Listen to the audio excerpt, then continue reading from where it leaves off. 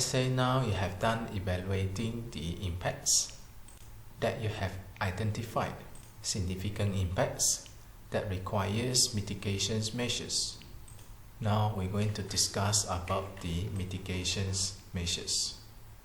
Many times in our previous videos, we mentioned about the P2M2. It refers to the pollution preventions and mitigation measures. These are normally the actions to be taken either to prevent the pollutions, controlling at the source. Now, if this cannot be achieved, then we will have to respond with the mitigation measures in order to minimize the negative impacts. So, the guideline generally terms these actions in P2M2. This P2M2 serves to address the significant adverse environmental impacts identified during the scoping exercise and impact assessment phase of the EIA. Now let us talk about the purpose of this P2M2. First, avoidance the negative impacts through selections of alternatives to implement the preventive measures. Second, when an impact cannot be avoided, to adopt effective and practical mitigation measures to minimize the impacts. Third, to enhance and amplify the beneficial impacts. Fourth, ensure that the residual impacts are kept within acceptable levels. In other ways, if you can remove the impacts which are negative, by all means, you should try to avoid it. Now, if you cannot remove it, you will have to come up with a mitigation measures to minimize the impacts. And then the impacts can be positive and negative. We dislike negative impacts, but we like positive impacts. Now, if the impacts is beneficial, we would like to enhance and amplify it. And then there may be residual impacts. It means that the impacts may be left there, constantly happening, which you cannot totally remove it, even under proper mitigation measures. Now in this case, you will have to make sure that the impacts are kept to be at the acceptable levels. Next, we talk about the best management practice, which is the BMP. Best management practice refers to the methods that have been determined to be the most effective and practical in preventing the pollutions or as the mitigation measures.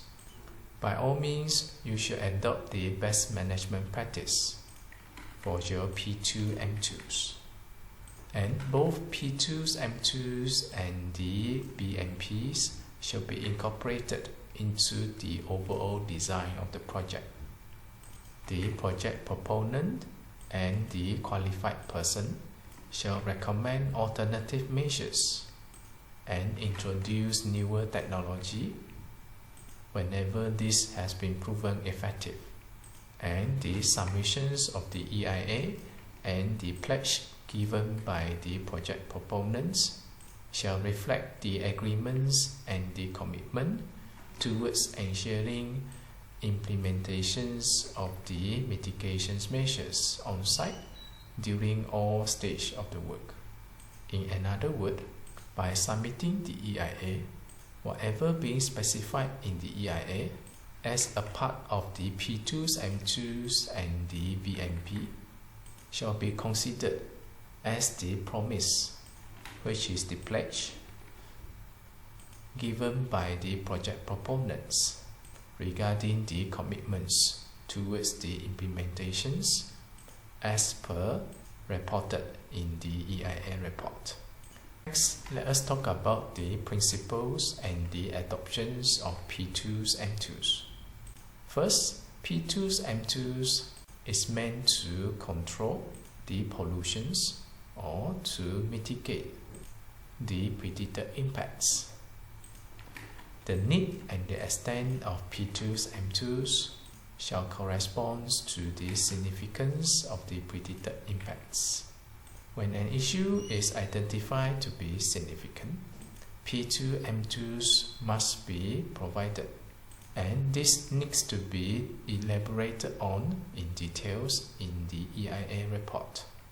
As for the minor issues, management actions and simple measures may be highlighted.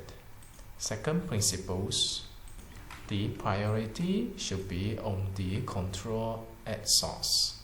In another word, the preventions should be the top priorities. Also, you are looking into rectifying the effects, either to neutralize the effects or minimize the negative effects. The solution should be project specific and designed for the site conditions using generic solutions proposal. That means there is considerations regarding the suitability of P2M2s for the site conditions, and the solution should be custom made for the needs of the project. The P2M2 need not to be complex and costly. That is not the main focus.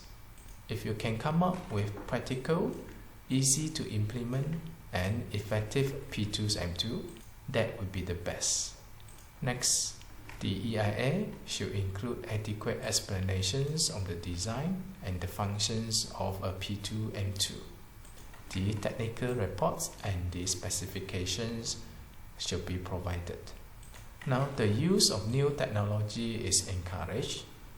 This is provided that the technology is proven effective in mitigating the impacts.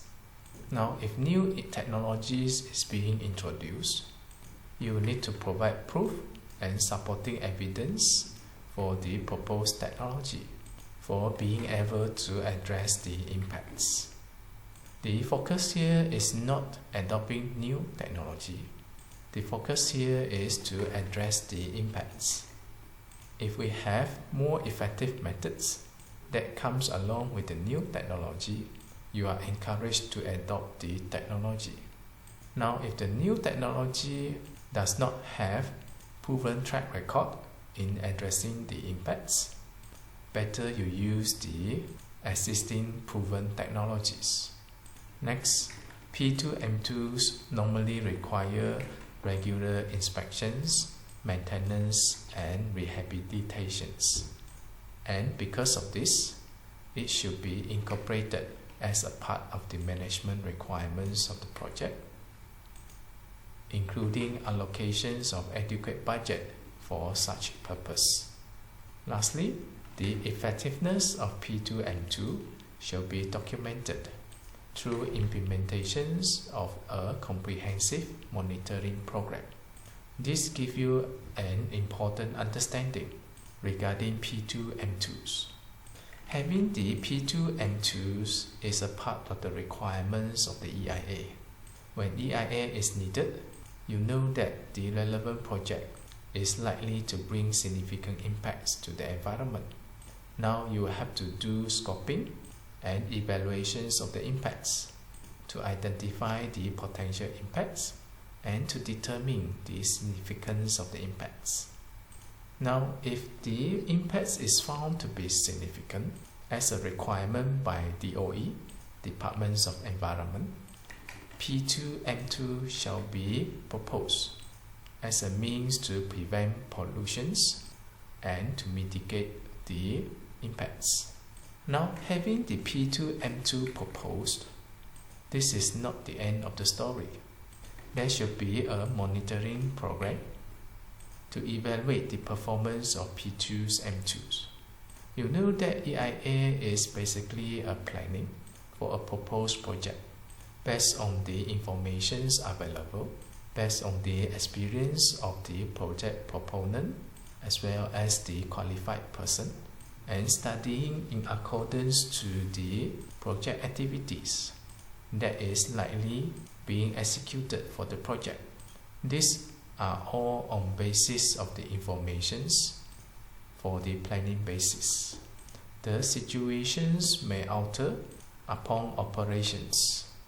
The proposed P2M2 may not be effective due to the limitations of the project proponents and the qualified person, or due to unforeseen circumstances that happens during the executions of the project. P2M2 is not something that extremely rigid. It doesn't mean that the P2M2's proposed will lead to no rooms of changes. The ultimate goal here is to effectively address the impacts. Therefore, there should be monitoring programs to evaluate the performance of the P2M2s. And if the outcomes come out to be favorable, the proposed P2M2 shall be maintained and ensured working smoothly. Now, if the outcomes come out to be unfavorable, mitigation measures should be carried out. This may include modifications or substitutions of the P2M2 proposed. We have another term which is known as LDP2M2. LD stands for land disturbing. P2 means the pollutions preventions, and M2 means the mitigations measures. This is also a P2M2, only that it is specifically designated for the land disturbing activities. Now, if the project involves disturbance on the soil conditions and the soil surface, that means there will be disturbance to the land, then LDP2M2 should be implemented.